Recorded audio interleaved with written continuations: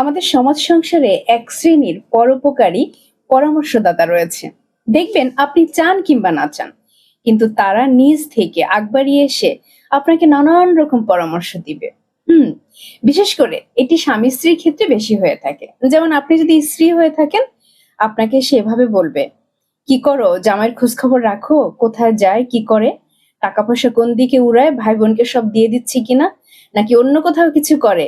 একটু চালাক হতে হয়, নয়তো স্বামীদেরকে ধরে রাখা যায় না, পুরুষ মানুষ। হ্যাঁ, একটু চোখ কান খোলা রেখো। ঠিক একইভাবে স্বামীদেরকেও বলবে, এ যুগের মেয়ে বিশ্বাস করতে আছে। হ্যাঁ, একটু চোখ কান খোলা রেখো, কোথায় যায়, কি করে, আবার যেন অন্য কারো হাত ধরে চলে না যায়। এ যুগের মেয়ে বলে কথা, সাবধান সাবধান।